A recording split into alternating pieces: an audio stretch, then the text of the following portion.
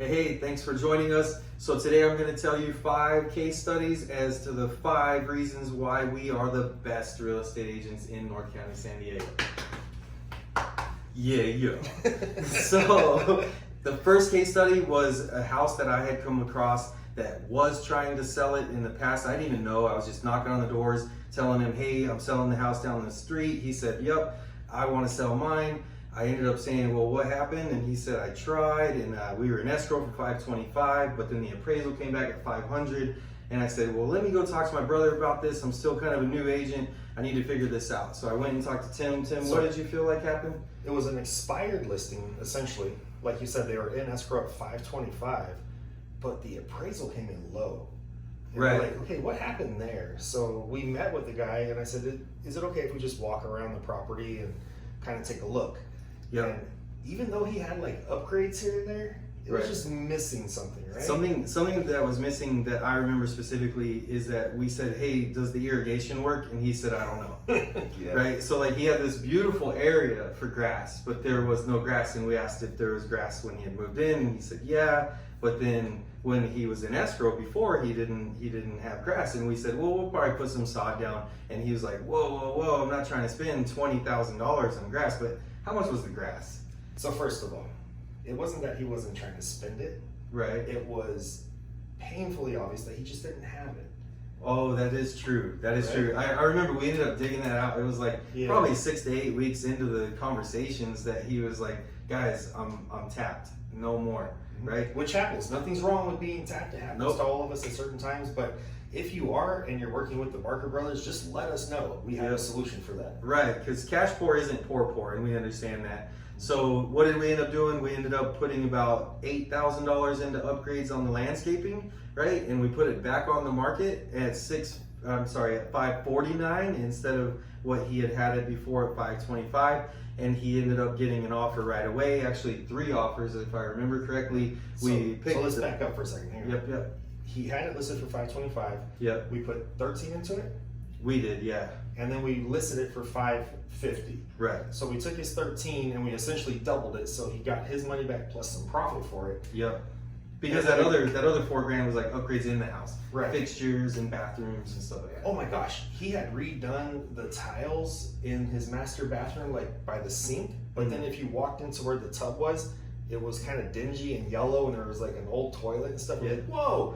So we Yep. did our white acrylic paint, we did the new toilet, we did the light fixtures. And it looked good. Yeah, Especially right next to the backsplash that he himself did a Right. DIY. A It's great a job, DIY. actually. Yeah, He yeah. did a great DIY Yeah. job, which doesn't always happen. So anyway, we got into escrow at $549, and we were actually concerned because an appraiser not too long ago said $499. But Tim said, don't be concerned. He ended up sending the comps to the appraiser, walked the property with the appraiser, just pointing out the upgrades that were done, and then he left the appraiser to do his job. And he did it. He came through for us. By the way, let's make sure it's clear that was a VA appraiser, which is one of the harder ones because let's be They're very honest, conservative. They're conservative. They're looking out for the best interest of the veteran, which is great. They don't want the veteran to overpay. Mhm. So when I was there with them, I didn't start to say, look at the bedrooms and bathrooms and this and that. I got to know the appraiser. So as the listing agent, it's my job to get that value, but I don't start by just saying like all the things that he's expecting to hear. That's true. Like, I literally had a personal deep conversation with the appraiser, which was kind of You had to have a connection with him. yeah. And then I said, oh, by the way, let's take a look at the house real quick. So any further would have been like a violation of something. Yeah, we're not gonna Drinks go with there. the appraiser, not Yeah. okay. But we're essentially gaining his trust. Right. You know, like, hey, I'm the expert.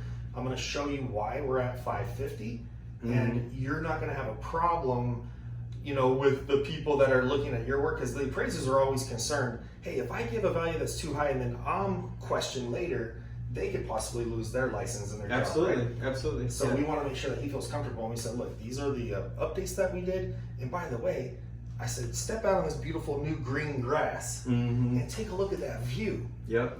And he goes, that is a nice view. I was like, it's $1 million view. We're getting it for half price. It's only $550. What do you want? Right. Like stuff like that. Just kind of Right. playing with them. You got to do what you can, and honestly, not all agents are going to show up like that. We've actually had situations where our buyers are in escrow and the appraisal comes back low, and we ask the listing agent what they did, what conversations did they have with the appraiser, and they couldn't even tell us their name, their phone number, what company was the lending from, right? What our lenders text messages from them to them, nothing at all. And we're like, what are you doing? It's your job. Like, we don't need the appraisal to come in higher. Actually, for our buyer, if it comes in lower, we're back to negotiating. We might lose the house, but here we are with listing agents that aren't doing that part. So real quick, the 5 things that we do that most people don't is inspections before the market, so that we know that there's rats in the attic, bats in the chimney,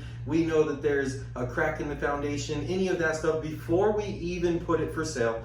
Then we get the problems fixed, or we get the bids done for the fixes so that we can have those intelligent conversations. Now, the third thing that we do is pics, videos, 360 tour, and a website specifically for your address. So if your address is 121 Paisley Street, which is, hey, that's the house we grew up in. East Paisley. It would be, but we wouldn't put the E in it probably, right? It would be 121PaisleyST.com. And that would take you to the pictures, the videos, the 360 tour, the website, our contact information, everything that you could possibly need to get as much information about this property as you possibly can. Then the awareness marketing that we do is like nobody else. Like I said, I met this owner because I was knocking on the door saying we're selling the one down the street, right? Which I ended up meeting the guy across the street based on this one, and that's the next case study I'm going to tell you about. So that's me. I'm out there knocking on the doors, getting the neighborhood aware, and finding our buyer, because having a buyer is not the point. We want the best buyer that's out there, right? So a lot of people, just real quick, I'm going to go off track. How many times is it a conversation where it's like, this guy here is priced at $599, we have to price at $619, it's all comparable, everything looks good. What do we tell that guy that wants $619? That he can still get it, but right now he's the highest bidder.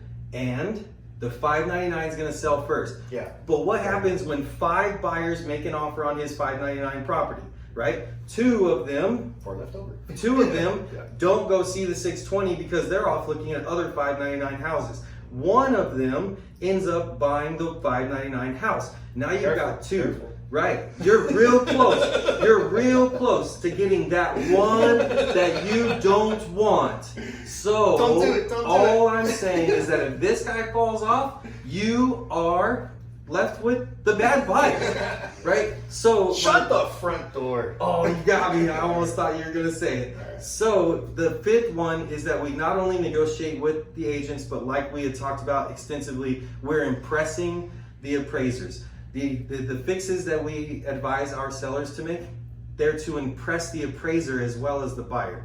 The meeting is impressive to the appraiser, right? You make a relationship with them. So let's roll on to the next case study. It's actually 2 case studies in one. What ended up happening is we're fixing up this beautiful horse property, right? The guy hadn't had horses on it. He had lived there for almost 8 years and he didn't use it, but he kept the place really nice outside. However, what did we find? We found problems in the house. It's one man living in 3,000 square feet with a granny flat that he used for storage and horse area that was ignored and weeds everywhere. So what did we do to fix that one? You tell me. Okay. I like to hear you talk. I'm a little bit out of breath right now. You got some good passion. Take a deep breath. So what we ended up doing is we did the inspections and we found extensive termite damage that needed repaired. 100% needed repaired. It's so much damage that it wasn't to where everything had to be ripped out and put back, but the price tag would have scared off any reasonable buyer. Which again, if you want that best buyer and you got them because we marketed it correctly, we priced it correctly, we prepped it correctly, it's beautiful, well guess what? Your house needs to now perform.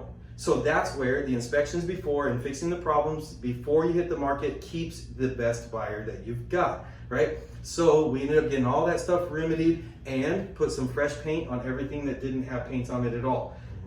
And then, by the way, we put new sod in the front yard. The brand new sod in the front yard again that was sells the curb place. Yeah. And I tell you right now, if an appraiser shows up and there's sod in the yard, it's automatic. He loves it. People cared about this property, he's not dinging you. He's not thinking this is the cheapest place on the block. He's actually probably thinking that it's one of the most expensive places on the block because it's presenting that way right when he drives up. It's curb appeal.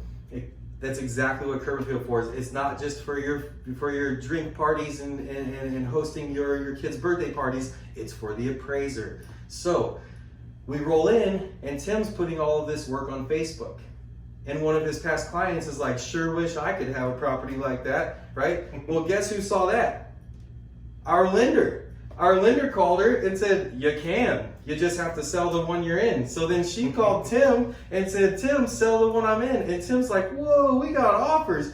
We're going to have to work fast, right? Yeah. So we had multiple offers on that one. She's like, can I have it? Yeah. I was like, okay, hang on, let's take a look at your house. So what we did is that we put her in the backup position and we did the inspections on her house, right? And the minute that those agents and their buyer didn't perform, we said, you're out. Then, but hold on. Let's be fair. The person that was buying that house got sick, and it wasn't because of the property or the agent.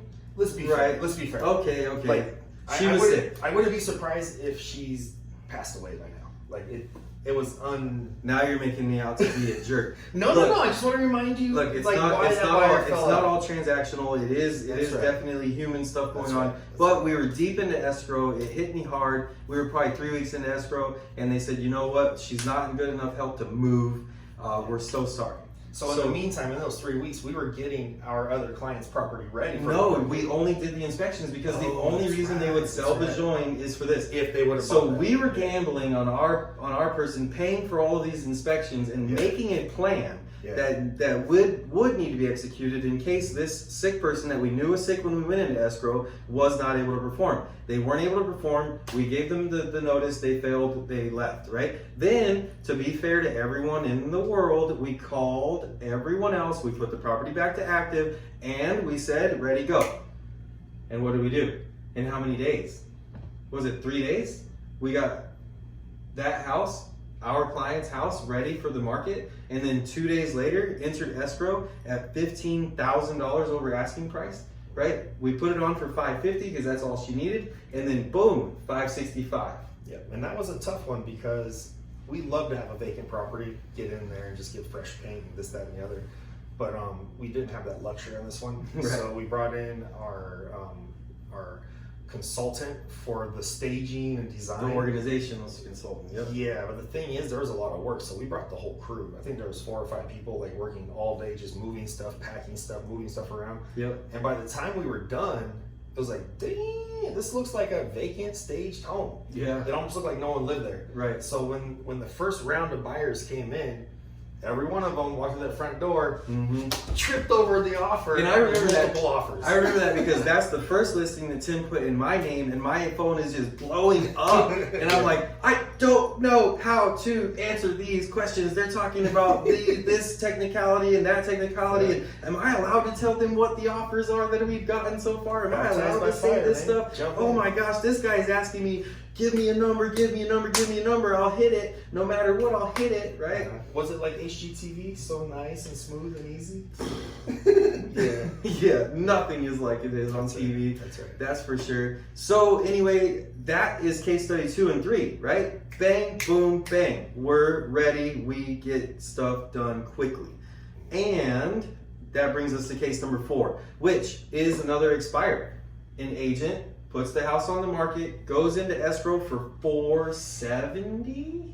Yes, 467. This one was more your project. You definitely have to talk through that one. Yeah, so they were in escrow at $467,000, and I don't know what was going on with the listing agent and even that buyer's agent, but they did their home inspection, and the buyers wanted like a $7,000 credit.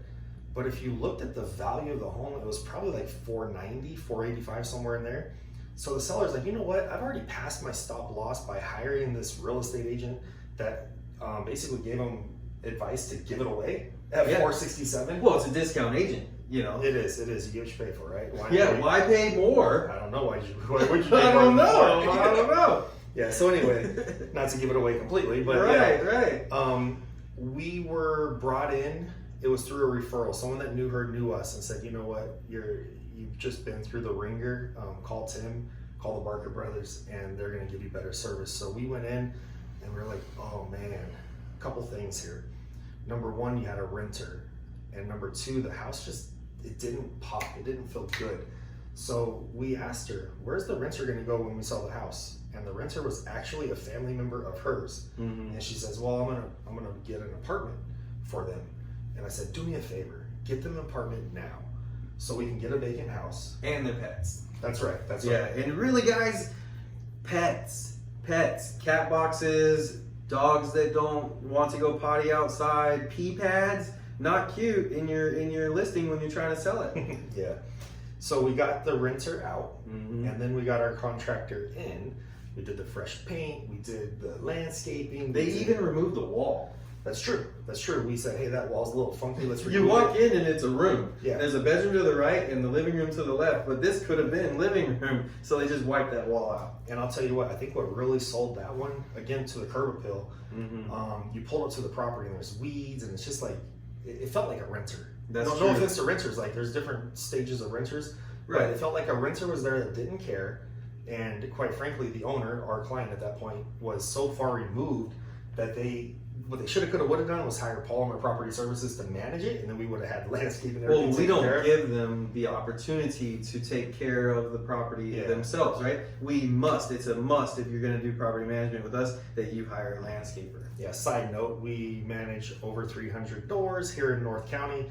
If you hire us to manage your property, which means find your renter, that's going to include your landscaper. If you have a pool, your pool guy, so on and so forth, because we don't contractors, plumbers, electricians, everyone that you could possibly imagine. We don't want there to be any liability between you and your renter, but we also don't want the property to go down and have a bunch of deferred maintenance. So in this case, it did.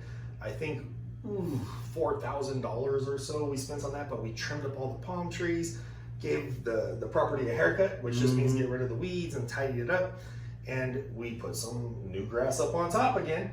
And also, the garage door was the original wooden door. Garage door. So we got the new one. You know, and these are, it seems like it's a lot of money, but come on, guys. What was the garage door? $1,200? Exactly. And that's with a new opener? Yeah.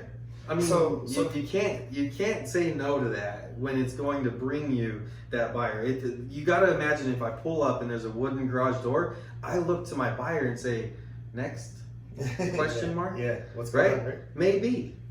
Yep. So basically, I think we put into that property maybe $15,000, something like that.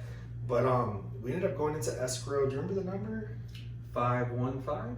515. That's about right. Yeah, somewhere in there. So think about that. 515, and they were in escrow at 467, and we put like 15 into it. So all that equity. We're at 482 plus the extra percent because we're not discount guys. Yeah. Right. Also, so now you're at 487, right? And then to 515. Nice. Hello. Yeah. We're the best. That's an extra 28 grand. Yeah. What do you do? Why haven't you called us yet? Yeah. So let's go on to the next one, right? Kins Road. That was a fun one for me. This was the first one where the client says, you're the pro, you do it, right? I've been under Tim for about a year at that point, and he said, it's mine. This place had like 700 square foot of a triangle. And I said, rectangle, a 700 square foot rectangle. And I said, that's bigger than me and Tiffany's first 1-bedroom condominium. We're gonna make it a 1-bedroom additional dwelling unit, ADU, accessory dwelling unit, whatever you call it out there.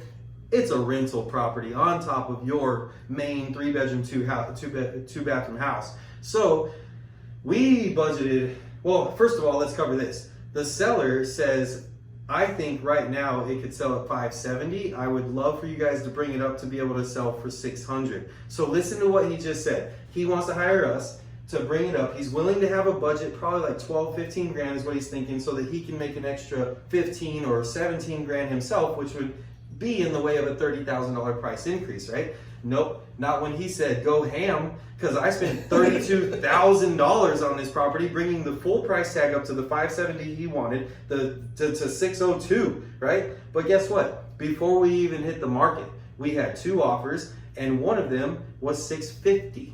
So we said, you're the best buyer, right? And we kept that best buyer. We went to the finish line, and thank you for your service, brother. Another brother in arms, VA loan, came in, loved the grass, loved the paint, loved the plumbing, loved the heaters, loved everything, of course, because I bought a house 5 times in my life with a VA loan. I know how to sell a house to a VA loan.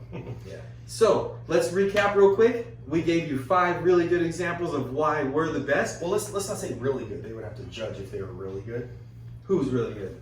Like, were they really good examples? Yeah. Okay. They're our examples, and we're the best. They're actually the best examples as to who you should hire to sell your house, especially at this price point, right? Come on, guys. We're getting 10, 15, 20% gains like that for our sellers. So here you go. We've got inspections before the market, fix the problems before the market, pictures, videos, 360 tour, website, awareness marketing, negotiating with the agents, impressing the appraisers, and voila, you have the hardest working real estate agents that get you the best. And oh yeah, by the way, what does it cost for them to give us this listing? So $570 to $650, and then you got this, and he spent $32, and then he made an extra $40,000, $48,000, right? Did we take a cut of that 48? Every single penny went to the seller. Because it's his money, it's his property, it's his equity. That's right. We just are the ones that you hire because you want to get that better price. So thank you for joining us. Yeah. I'm done. I was gonna say, let's say goodbye, man. It's time to say goodbye. All right. Thanks, bro.